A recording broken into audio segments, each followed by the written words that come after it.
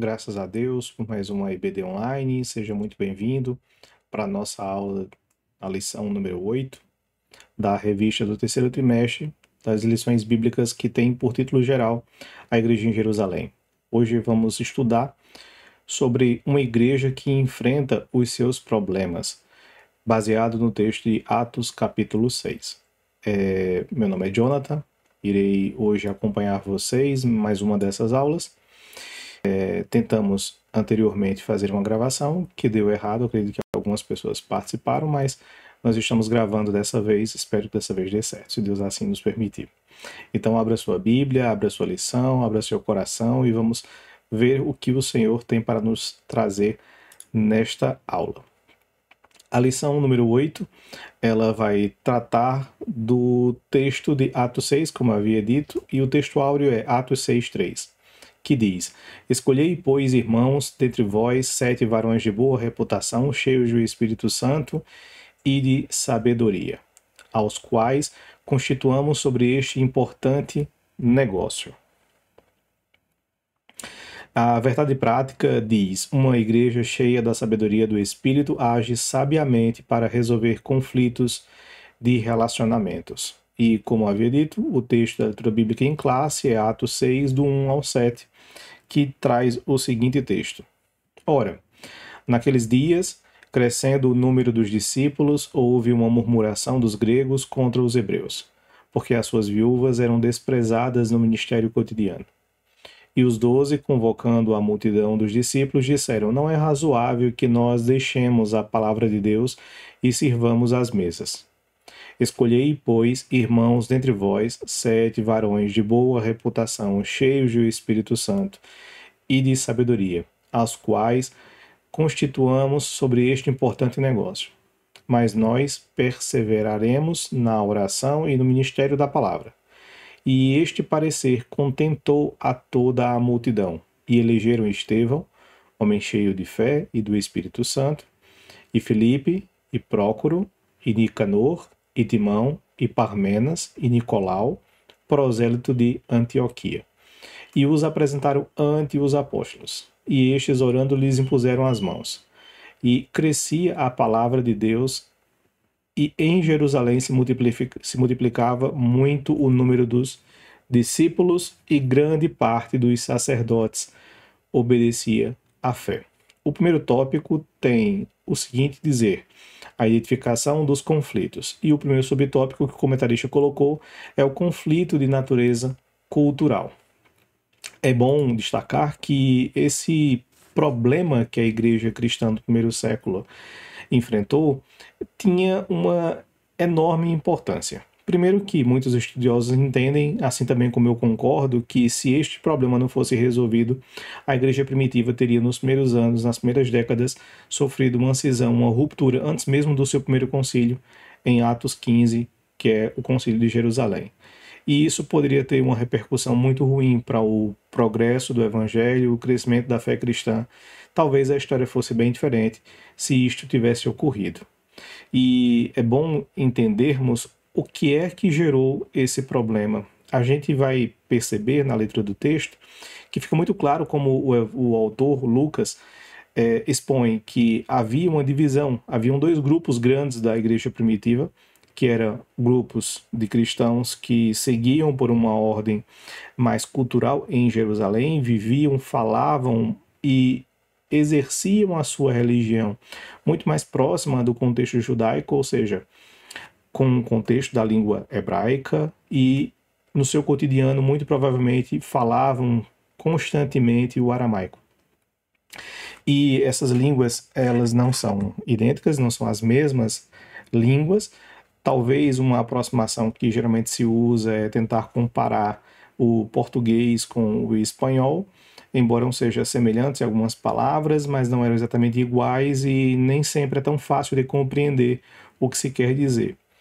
E, por outro lado, havia um outro grupo, um grupo de judeus que não estava vivendo e não vivia com frequência em Jerusalém e tinha por predominância a língua grega. Então havia uma grande discrepância cultural, embora sejam judeus, embora tenham uma natureza comum religiosa em relação ao judaísmo, embora estivessem comungando da fé cristã, mas essa divisão cultural fazia com que eles pudessem se ver e se estranhar com frequência. E isso provavelmente foi a natureza que fez com que, a natureza do motivo que fez com que essas viúvas do grupo dos helenistas, ou seja, daqueles que falavam grego, fossem, como diz o texto, desprezadas no ministério cotidiano, no versículo 1.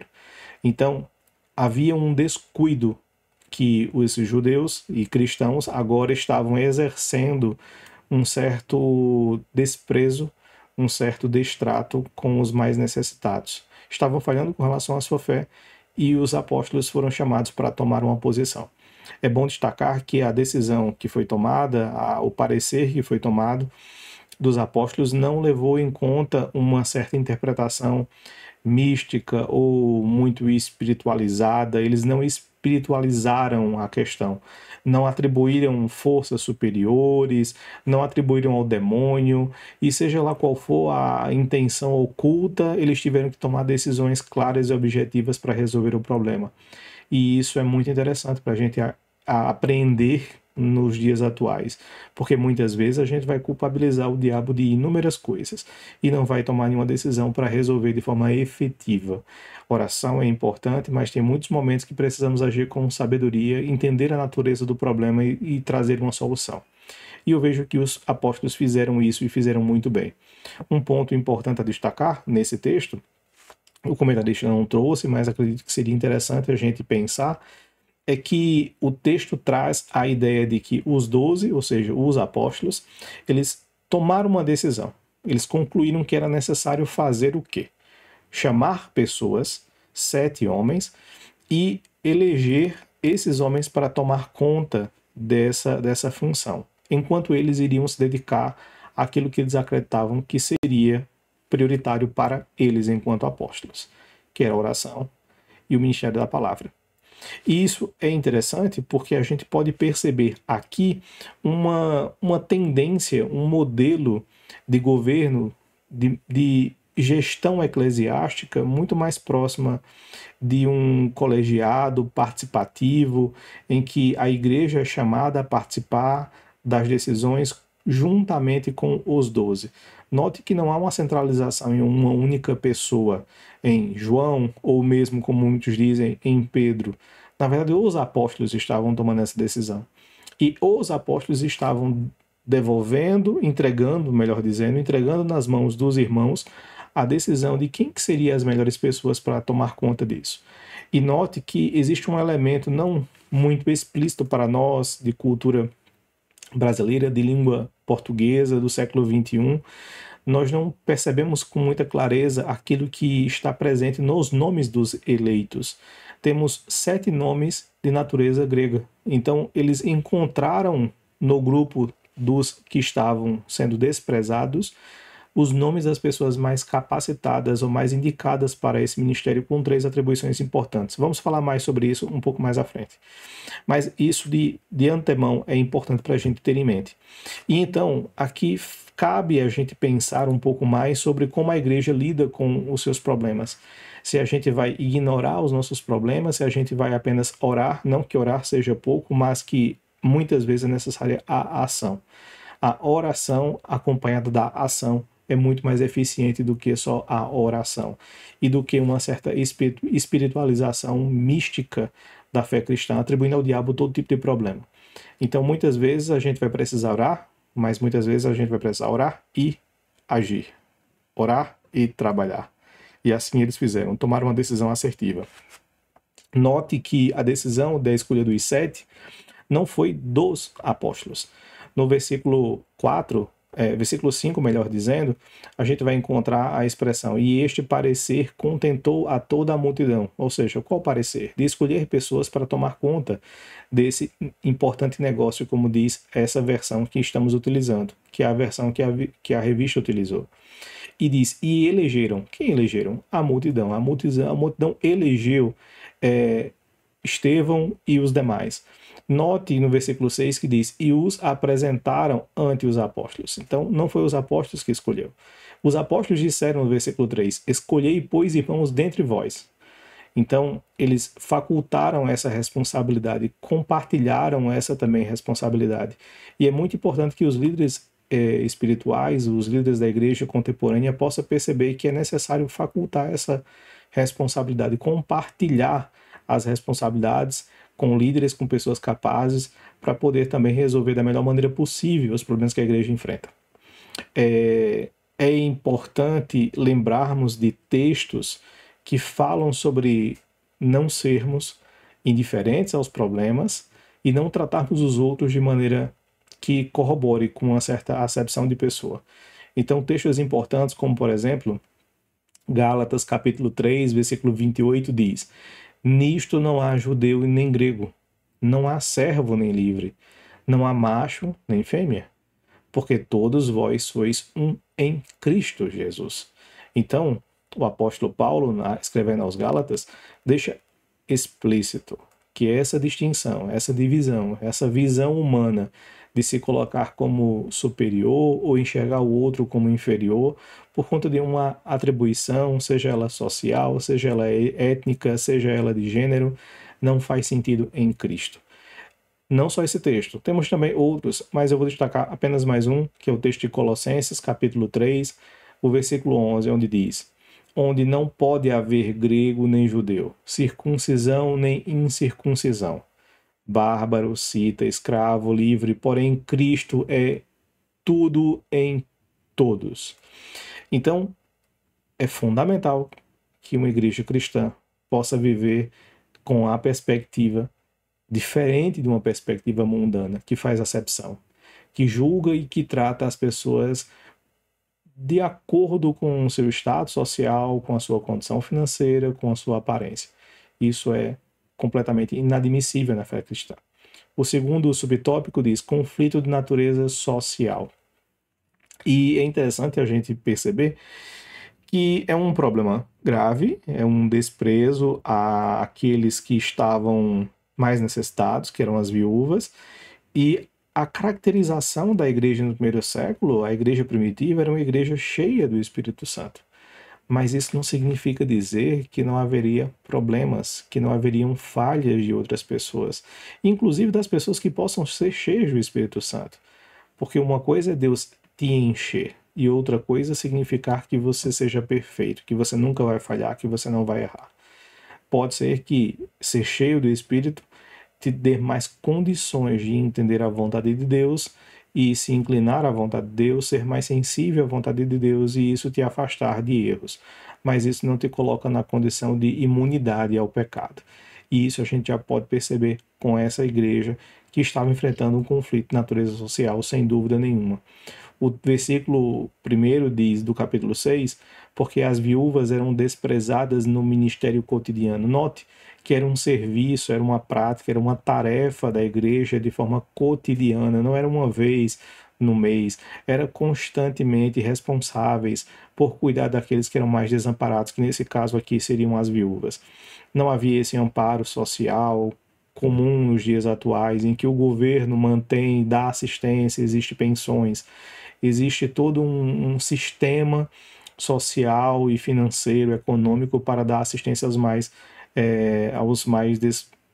digamos assim, desfavorecidos.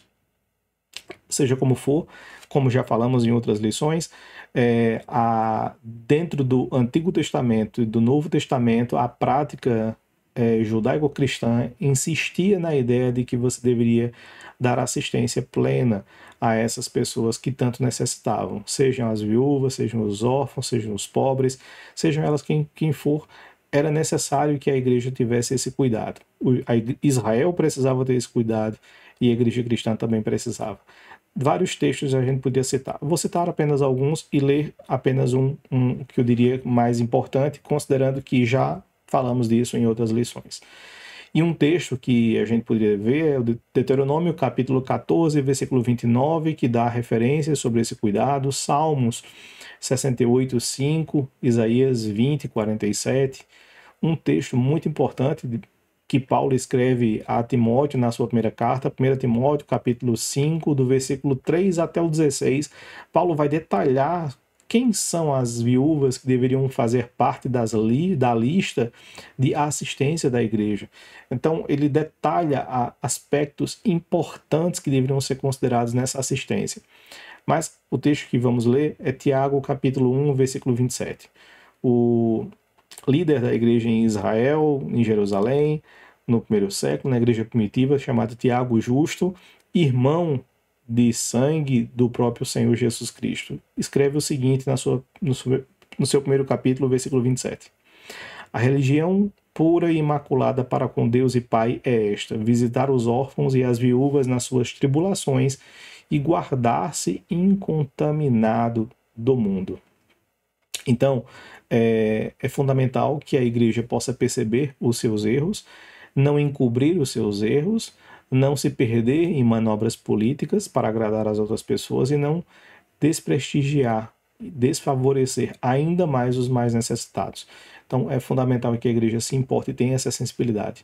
No terceiro tópico, terceiro subtópico do primeiro tópico diz qual é a prioridade. Então, o comentarista começa com uma pergunta. Vamos falar um pouco mais sobre o que seria essa prioridade um pouco mais à frente. Mas nesse tópico especificamente, ele reforça essa ideia citando dois versículos, dois textos importantes. No Antigo Testamento, o texto de Isaías 58, o versículo 6, que fala sobre o jejum que Deus espera da gente, que não deveria ser restrito a apenas o momento de consagração, que é importante, de você dedicar, separar um tempo, abrir mão do alimento para dedicar-se às coisas que são espirituais. Isso é fundamental. Isso está lá no Antigo Testamento, mas que também você se importe com os mais necessitados, os desfavorecidos pela sociedade. Então, uma espiritualidade que não compreenda essa importância, que não abraça essa causa, ela falha e ela desrespeita aquilo que Deus apresentou do Antigo até o Novo Testamento. Outro texto muito importante está no Novo Testamento, as palavras do próprio Jesus Cristo, em Mateus 25, do versículo 35 até o 38, mais ou menos. É um texto muito importante, em que Jesus está representando como é que será num grande dia em que ele cobrará das pessoas o que eles fizeram aqui na terra, como viveram, e nesse texto ele deixa muito claro: estive nu e me destes de vestir. Tive fome e me deste de comer, tive sede e me deste de beber. E ele vai apresentar várias categorias. Ele vai falar sobre alimento, comida, bebida, vai falar sobre vestimenta, vai falar sobre o estrangeiro que recebeu uma hospedagem, vai falar sobre o doente, vai falar sobre o preso que foi visitado. Ele vai tratar de várias questões, que não é somente o alimento. E muitos na fé cristã, dentro do meio evangélico, já compreendem que isso não deveria se restringir apenas a isso, mas também a aspectos jurídicos, a assistência jurídica, a causas políticas, a defender os menos favorecidos. Então, isso é fundamental. Um cristão é um cristão que é uma pessoa que entende essa importância, entende essa necessidade, é sensível às causas dos mais desfavorecidos. Temos outros tantos textos para tratar, mas eu quero focar nos demais pontos e deixar claro que o aspecto social, o cuidado aos mais necessitados, ele não é algo que substitui o evangelho, a pregação do evangelho. Ele é algo que cumpre o evangelho, é aquilo que vai na mesma direção, estão trabalhando com o mesmo propósito. É claro que os movimentos sociais deste mundo, movimentos seculares, estão prestando serviços importantes, mas a igreja, quando faz isso, ela faz por entender que é algo que é da natureza de uma pessoa regenerada, de uma pessoa que tem o amor de Deus em sua vida e expressa por ações o amor ao próximo, aos mais necessitados. Então, não há uma incompatibilidade do social com o evangelho. Há um cumprimento, mas creio eu que deveria estar na ordem inversa, não o social e o evangelho e o social. Vou falar um pouco mais sobre isso nesse próximo tópico.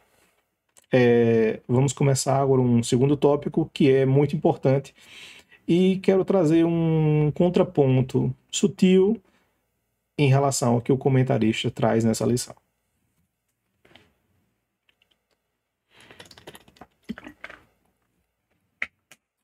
Diz o seguinte: a delegação de tarefas. O primeiro subtópico dessa parte diz o ministério da oração e da palavra. Na versão dos professores, na página 58, nesse tópico especificamente, ele traz a seguinte afirmação: cuidar dos necessitados é importante. E igualmente importante é a oração e a evangelização. Bom, eu particularmente discordo sobre a equivalência e a igualdade de importância. Eu compreendo que a própria ação dos apóstolos, sendo eles os líderes da igreja, os que estão em proeminência, os que estão à frente do povo cristão, eles assumem um papel, em certo sentido, de liderança, de posição eclesiástica superior aos demais. E eles trouxeram para si a compreensão de que era necessário que eles cuidassem de duas áreas importantes: a oração e a palavra, ou o ensino ou pregação. Temos aqui já uma diferenciação feita pelos próprios apóstolos, que é importante. Mas a gente poderia avançar mais para compreender melhor essa questão. A gente pode perceber dois nomes importantes no destaque desses 7 nomes dos diáconos, dos primeiros diáconos da igreja. Temos Estevão e temos Filipe. Esses dois nomes que recebem grande destaque no texto, inclusive nos próximos capítulos, nós observaremos que eles, mesmo sendo exemplos, tendo as qualificações necessárias para o diaconato, eles não ficaram restritos ao diaconato e dedicaram-se, e fica explícito a dedicação e o resultado da dedicação que eles tiveram em relação à pregação da palavra. Então eles tomaram conta das mesas, serviram nas mesas, mas também se dedicaram à palavra. Enquanto que os apóstolos, em nenhum momento, deixa claro que eles estavam servindo as mesas. Inclusive criaram um diaconato por causa disso. Então aqui já temos uma distinção, em que aqueles que mesmo estavam reservados a servir as mesas também tinham essa dedicação em relação à palavra. Outros pontos que a gente podia tratar é, se lembrarmos do que Jesus disse quando ele foi perguntado por um escriba qual era o maior mandamento, nós podemos ter uma melhor noção sobre como Jesus enxerga esse ponto. O texto que vou utilizar para essa minha argumentação é o texto de Marcos, capítulo 12, versículo 28 ao 31, que diz o seguinte: e aproximando-se um dos escribas que os tinha ouvido disputar, sabendo que eles tinham respondido bem, perguntou-lhe qual é o primeiro de todos os mandamentos. É claro que ele está perguntando o primeiro para sinalizar o principal, ou o maior. Jesus respondeu-lhe: o primeiro de todos os mandamentos é: ouve Israel, o Senhor nosso Deus é o único Senhor. Ele fez uma citação do chamado Shema, né? Se me falha a memória, Deuteronômio capítulo 6, versículo 4. E ele continua e diz: amarás, pois, ao Senhor teu Deus de todo o teu coração e de toda a tua alma e de todo o teu entendimento e de todas as tuas forças. Este é o primeiro mandamento. E ele continua: e o segundo, ou seja, posterior a esse, semelhante a este é: amarás o teu próximo como a ti mesmo. Não há outro mandamento maior do que estes.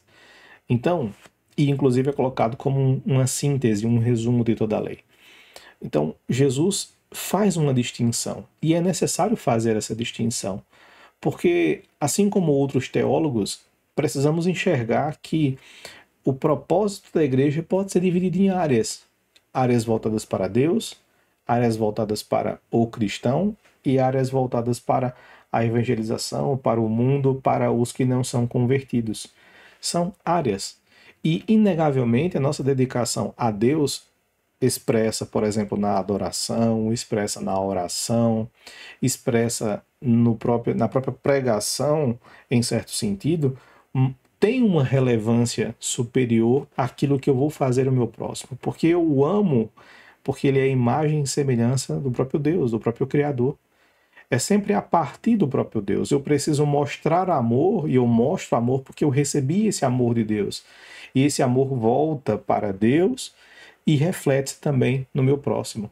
Então tudo é em referência a Deus e depois ao meu semelhante. É a partir disso e não igualmente, e não antes de Deus. Então eu compreendo que haja essa distinção. Distinção essa que podemos até apontar na própria, digamos assim, hierarquia que Paulo dá no cuidado aos necessitados. Vejamos, Gálatas capítulo 6, versículo 10. Por isso, enquanto tivermos oportunidade, façamos o bem a todos. Inegavelmente. Concordo e estou reafirmando aqui o meu compromisso e minha compreensão, como Paulo colocou, a todos, mas principalmente aos da família da fé. Veja, 1 Timóteo 5,8. Mas se alguém não tem cuidado dos seus, e principalmente dos da sua família, negou a fé e é pior do que o infiel. Então, precisamos ajudar a todos? Sim, mas tem dois grupos muito importantes que precisam ser priorizados. E é os da família da fé e os da família de sangue. Então, isso quer dizer que eu devo ignorar os demais? Não, de forma alguma. Mas isso aqui é uma prioridade. De forma semelhante, eu posso colocar que os propósitos que a igreja possui têm também prioridades. Primeiro, adorar a Deus, buscar ao Senhor, e isso é expresso na adoração e na oração. Temos os compromissos com o corpo de Cristo, de ajudar, de sustentar, de edificar a fé. Posteriormente, a pregação do Evangelho e o aspecto social, exercer misericórdia, o aspecto de demonstração de amor ao próximo, o que é colocado por alguns como caridade. Então, não estou com isso dizendo de modo algum que é opcional, que é optativo, que não deve ser feito, que deve ser priorizado, que deve ser feito apenas exclusivamente as outras coisas, mas há uma hierarquia, uma certa prioridade, e isso não nega a necessidade que a igreja tem que ter com relação ao cuidado e ao amor ao próximo. E isso pode ser também uma forma de a gente preservar-se de posturas equivocadas, como a teologia da libertação, que é uma mescla de catolicismo com marxismo, e que perverte o propósito da igreja, o propósito do cristão. Dar muita ênfase, uma ênfase demasiada, exacerbada ao cuidado ao próximo, e busca uma certa visão do reino muito materialista, muito no aqui e agora, muito no presente, e tira a prioridade e a condição mais elevada, que é o pecador, entender a sua condição de pecado, arrepender-se dos seus pecados, crer no Evangelho para ter uma vida transformada. E isso é muito mais importante, evidentemente, do que ele alimentar-se, do que ele vestir-se. Porque se ele morrer de barriga vazia, ele entra na eternidade, para um lado ou para o outro. E essa eternidade é que é mais importante. E essa eternidade pode ser a sua condenação eterna ou a vida eterna com Deus. E o que definirá isso é a sua crença, a aceitação do Evangelho. Então, daí a necessidade, a importância superior. Qualquer instituição humana, qualquer humano pode alimentar, pode se compadecer de animais, de seus semelhantes, dos seres humanos, os mais pobres. Mas somente a igreja pode levar a palavra da verdade para os pecadores. Daí, então, a proeminência desse ministério, dessa tarefa, desse propósito superior. Evidentemente que eu não quero com isso negar e rechaçar qualquer cristão que pense de forma diferente. Pelo contrário, tanto aquele que discorda de mim, como é o caso do comentarista, no caso eu discordo dele, todos nós temos o mesmo propósito, reconhecemos a necessidade que a igreja tem e a importância que existe no ajudar e amparar o próximo semelhante. Isso não deve ser negligenciado de forma alguma. O que é problemático é haver a negligência da ajuda aos necessitados ou a substituição da ajuda social como mais importante do que a pregação do Evangelho, do que a busca por Deus, do que os demais princípios cristãos que temos que defender, crer e viver. Isso é que não deve existir de forma alguma. Há muitos homens sábios, homens de Deus ponderados, há muitos teólogos estudiosos que pensam da mesma forma como o José Gonçalves, o comentarista. Mas aqui eu quero deixar esses pontos. Poderia ter outros pontos para argumentarmos, mas por hora não é necessário. Então, vamos para o segundo subtópico. Não há conflito entre tarefas, que é já dentro no mesmo entendimento, na mesma direção que estamos falando. Quero destacar as palavras do comentarista na página 58, que diz: tudo faz parte de uma única missão da igreja. Assim, se a igreja ora e prega, mas não cuida dos necessitados, ela falha em sua missão. Da mesma forma, se a igreja se torna apenas um centro social, negligenciando a oração e a pregação, ela perde a sua essência, deixa de ser igreja de Cristo e por isso também falha em sua missão. Então, não podemos cair na condição de um mero ativismo. A verdade é que é muito mais provável que a igreja acabe negligenciando ambas as tarefas. Ambas as tarefas são tão importantes e necessárias. Haverá igrejas que são mais sensíveis a uma, haverá outras igrejas que são mais sensíveis a outra, mas atualmente, creio eu, que é de comum acordo que a igreja cristã do século XXI no Brasil, ela negligencia as duas áreas. Talvez a do ensino não por não haver ensino. Com a globalização, com a internet, há muitos ensinos. O problema é a qualidade desses ensinos. É a perversão do evangelho. É a distorção da palavra de Deus, que é feita desde o Éden. E, por outro lado, a insensibilidade desse aspecto social, que não deve se restringir apenas a uma cesta básica, mas à necessidade comum e completa e total que todos nós temos. Se eu preciso de educação, por que o meu irmão mais desfavorecido não precise também? Né? Se eu preciso de saúde, por que o meu irmão também não precisa? Se o alimento já é o suficiente, a cesta básica já é o suficiente, eu dou 1 quilo de alimento uma vez no mês, talvez, já é o suficiente. Não é o suficiente para mim, para as minhas necessidades. Por que seria para ele? Né? Então precisamos ter mais sensibilidade em relação a essa obra e em relação a esse cuidado ou descuido que a igreja, infelizmente, vive. Avançando. O terceiro subtópico dessa segunda parte da aula traz a diaconia. Seria interessante nós ponderarmos um aspecto importante aqui. É que muitas vezes a gente vai usar alguns termos, mas seria interessante que pudéssemos separar, não tornar uma única coisa, o que é diaconia e diaconato. No contexto em que está colocado o comentarista, ele está apontando para o diaconato, mas a diaconia é muito mais ampla. Toda essa assistência, toda essa tarefa, essa grande obrigação da igreja cristã, ela se aplica para todos os cristãos, independente do cargo que eles possuam ou de cargo que ele nem chegue a possuir. Todos precisam exercer a diaconia. A diaconia é algo mais amplo, em que o diaconato faz parte, em que esse ministério, o ofício eclesiástico, essa posição eclesiástica da igreja, ela talvez seja a parte que esteja à frente, acima desse ministério, acima desse cuidado. Então, a diaconia, mais amplo, o diaconato, essa posição específica, um ofício específico. Algumas vezes a gente vai encontrar a diaconia sendo algo mais genérico, em alguns textos e algumas pessoas, e o diaconato algo mais específico, como é o texto que já falamos de 1 Timóteo. Pois bem, dito isso, a gente pode ir para os aspectos que a revista trouxe. Seria interessante também destacar como aquilo que era um problema, e foi um problema sério, que era o desprezo às viúvas, acabou se tornando um legado para a igreja, né? Um cargo que surgiu a partir de uma necessidade. Então, muitas vezes, uma igreja atual, local, poderá passar por dificuldades, por problemas, mas isso não tem que ser o fim.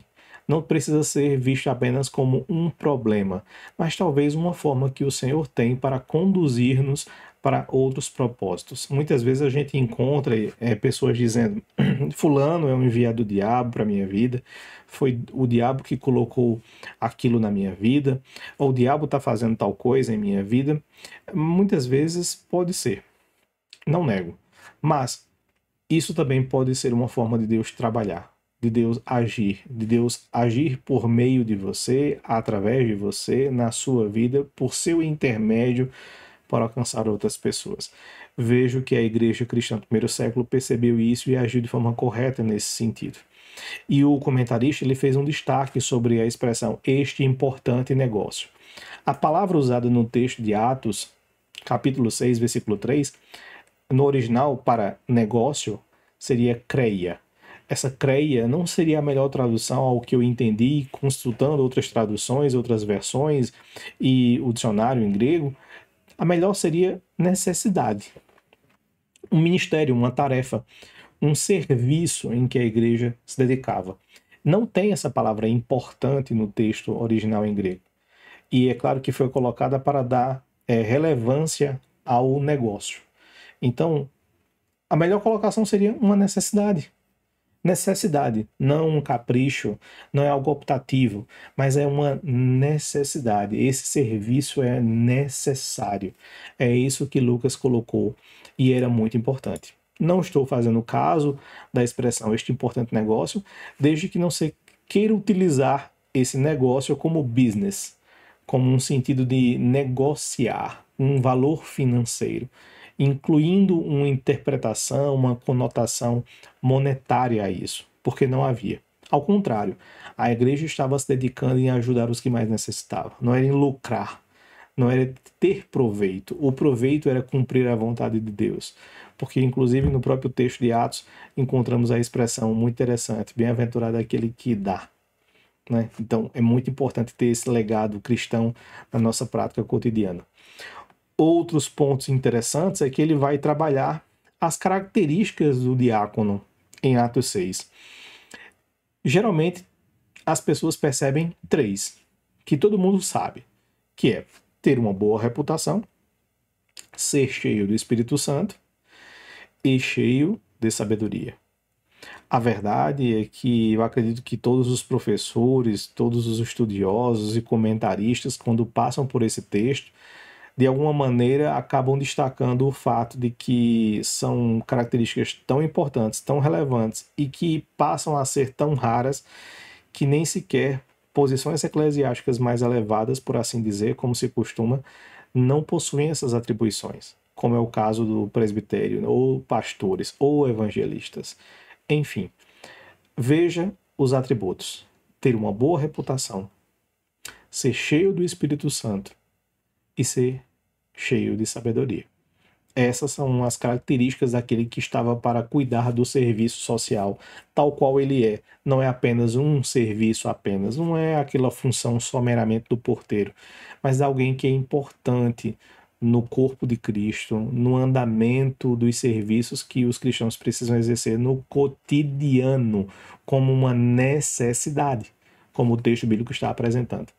Entretanto, eu gostaria de acrescentar uma quarta que está incluída, está embutida no texto, que diz o seguinte: 7 homens, que o texto em grego usa a palavra para homens aqui, que algumas versões trazem varão ou irmãos, é homem, ser humano do sexo masculino. A palavra no grego é aner.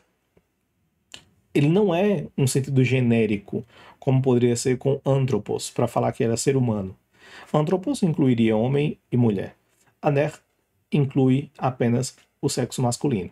Então as características são homem, boa reputação, cheio do Espírito Santo e cheio de sabedoria. É claro que é uma posição, uma interpretação e uma colocação relativamente polêmica, discutível, muitos discordam, mas é o que eu consigo compreender do texto bíblico, inclusive corroborando com o texto de 1 Timóteo, capítulo 3, do versículo 8 ao 13, em que temos uma descrição ampla sobre o diaconato. Um pouco mais à frente eu quero retornar a esse texto para a gente entender melhor essas características do diácono.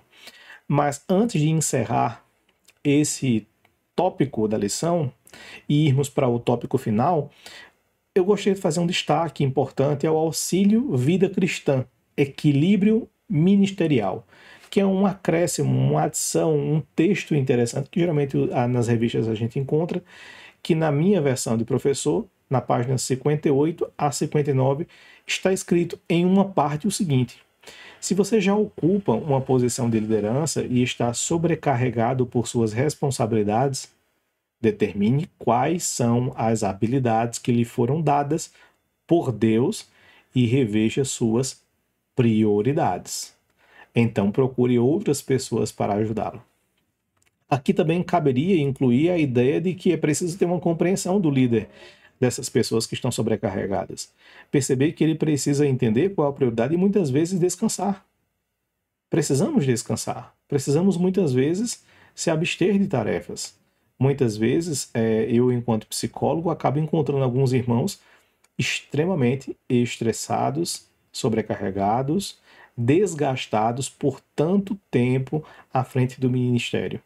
Não somente como psicólogo, acompanhando irmãos e irmãs que estão sofrendo nessa condição, porque também não são compreendidos. Muitas vezes se utiliza de jargões e expressões sobre Deus vai te cobrar, vai pagar o preço, a obra do Senhor vai sofrer, e com isso você ignora que o irmão já está sofrendo.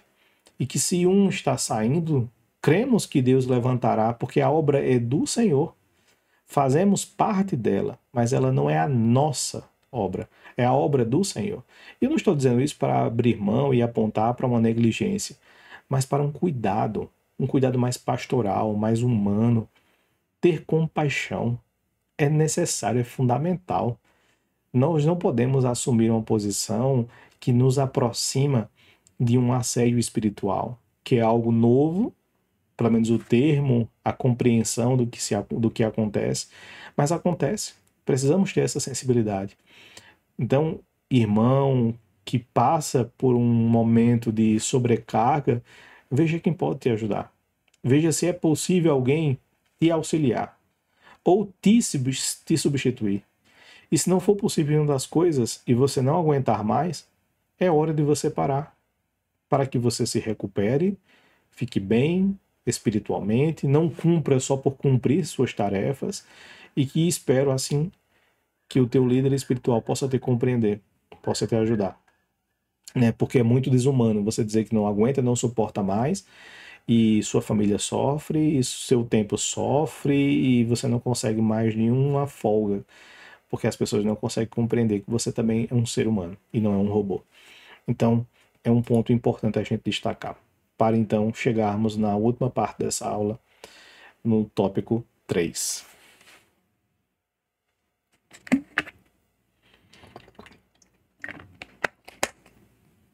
Seguindo os princípios cristãos. O primeiro subtópico diz privilegiando o caráter. E aqui eu acho que vale a pena fazer um trocadilho sobre o caráter e o caráter, né? Porque muitas vezes na igreja a gente encontra pessoas que são nomeadas, infelizmente, porque ele não tem caráter, mas porque ele ter algo, ter dinheiro, ter posição, ter um status social, ter algo que seja privilegiado e admirado no âmbito humano, no olhar humano, no âmbito carnal. E isso é triste, é lamentável. A igreja vai padecer por isso. A igreja vai sofrer com isso. Tanto esse irmão vai sofrer, porque muitas vezes ele vai ter que exercer atributos, características, funções que ele não está pronto, não foi vocacionado por Deus por isso. Falta o caráter cristão, falta a vocação, falta a capacitação do Espírito para isso. E também a igreja vai padecer por isso, porque se é um serviço importante e não tem as atribuições, então ela não será feita. Ou se for feita, será da pior forma possível. E aí virão as consequências. Muitos cristãos saem da igreja, abandonam a fé, e muitas vezes é porque ele vai dizer que fulano não estava pronto, não tinha palavra, né? Fulano me tratou mal, ele era próximo do pastor, e todo mundo paga o preço. Todo mundo paga o pato, e o evangelho é maculado. A Bíblia, o apóstolo Pedro, quando vai falar sobre a gente ser acusado, que seja por a gente fazer o bem. Que quando Jesus vai falar sobre a gente ser perseguido, que seja inventando mentiras. E não falar na verdade. Né? Então, quando a gente falha e envergonha o evangelho, e as pessoas nos acusam, e acusam usando a verdade do que aconteceu, nós não estamos sendo perseguidos, nós estamos sendo acusados daquilo que fizemos e infelizmente fizemos mal. E isso é lamentável. E por isso, o comentarista trouxe e destacou um aspecto interessante que é a boa reputação. Ele faz o recorte da palavra no grego, que é martírio, que é o que vai derivar a palavra Marte. Né? Então a gente vai entender que esse Marte, ele já é um Marte na sua condição cotidiana, antes de morrer. É aquele que está disposto a testemunhar, a prestar um digno testemunho, dar provas daquilo que ele está afirmando, daquilo que ele acredita. Um bom relatório. É uma das definições possíveis que a gente pode encontrar, por exemplo, no dicionário Strong. E aqui a gente precisaria pensar que isso não é relativo exclusivamente à morte, mas ao cotidiano. Você está prestando um bom relatório, dando prova suficiente daquilo que você acredita, do Jesus que você crê, da Bíblia que você crê, da fé que você crê. A tua vida é uma prova, uma boa prova disto, ou macula, ou denigre, ou coloca em descrédito a nossa fé. Precisamos entender que o aspecto social, o impacto no nosso testemunho, ele é fundamental naqueles que vão exercer o ministério. Desconsiderar isso é desconsiderar as qualificações colocadas na Bíblia para o tal ministério. E acho que seria interessante lembrarmos do que Paulo diz no texto de 1 Timóteo 3, 8 ao 13. Eu vou ler o que ele coloca. Por si só já é o suficiente. Veja, do mesmo modo quanto a diáconos, é necessário que sejam respeitáveis, de uma só palavra, não inclinados a muito vinho, não gananciosos, conservando o mistério da fé com a consciência limpa. Também estes devem ser primeiramente experimentados, e caso se mostrem irrepreensíveis, que exerçam o diaconato. Do mesmo modo quanto às mulheres, é necessário que elas sejam respeitáveis, não maldizentes, moderadas e fiéis em tudo. O diácono seja marido de uma só mulher e governe bem os seus filhos e a própria casa, pois os que desempenharem bem o diaconato alcançarão para si mesmo uma posição de honra e muita ousadia na fé em Cristo Jesus. Aqui é interessante porque versículos anteriores Paulo vai tratar das qualificações do bispo ou presbítero, que é colocado hoje como o pastor da igreja, aquele que lidera a igreja. E nessa lista que a gente encontrou, se juntarmos, encontraremos 16 qualificações. Total, colocando o bispo ou o presbítero e o diácono, temos 16 qualificações. 13 voltadas exclusivamente para o bispo e 13 para o diácono. Dessas, pelo menos entre 9 a 10 são incomuns. Incomuns. Muitas vezes a gente pensa que as qualificações de um diácono são extremamente inferiores. É pouca coisa, não é muito diferente. É bem diferente de um pastor. É diferente. Mas não são tão diferentes assim. Analisando o texto, a gente vai encontrar qualidades importantes para ambos. E isso nos dá uma dimensão maior da seriedade e da irrelevância de qualquer pessoa que exerça um cargo na igreja, que precisa ser enquadrado nessas qualificações. É uma obrigação, é uma necessidade. Elas não foram pensadas por um capricho, mas por uma necessidade para exercer bem esse ministério. E se você não se encontra em todas as qualificações, busque o Senhor em relação a isso. Se você já exerce o ministério e não consegue exercer esse ministério com essas tais qualificações, é hora de buscar ao Senhor para tê-las, porque o Senhor quer te dar. Se você não tem, não é por culpa de Deus, porque Deus tem a intenção plena de te dar. E se você não tem ainda o cargo e quer alcançar um cargo, primeiro você tem que pensar não em agradar os homens, não em alcançar favores humanos, mas em ter as qualificações para isso. Deus te dá a vocação, a qualificação, a direção, os dons. Deus te dá. A igreja reconhece. Não é a igreja que te dá. A igreja vai reconhecer o que você tem e o que você é. Primeiro, você precisa buscar em Deus e não nos homens. Para encerrar, o segundo subtópico dessa última parte diz exercitando os dons. E aí ele colocou cheio do Espírito Santo e de sabedoria. E colocou como é importante percebermos que não adianta sermos cheios do Espírito Santo, termos uma vida que Deus esteja direcionando, sensíveis a cumprir a vontade de Deus, pregar o Evangelho, não somente focar nos dons, mas também ter sabedoria. A sabedoria é fundamental na vida cristã, porque do contrário você vai acabar produzindo, criando, construindo, sendo usado por Deus de forma maravilhosa em algumas áreas, mas por falta de sabedoria você vai arruinar isso. Né? Imagine uma pessoa ser usada poderosamente por Deus para abençoar uma vida, mas aí, infelizmente, como ele não tem sabedoria, essa pessoa que poderia ser edificada não será, porque perceberá a incongruência, o desserviço dele produzir muito bem numa área, mas desfazer logo em seguida por falta de sabedoria. É fundamental. E isso é uma qualidade sinérgica. Isso quer dizer o quê? Que Deus tem a intenção de te dar sabedoria.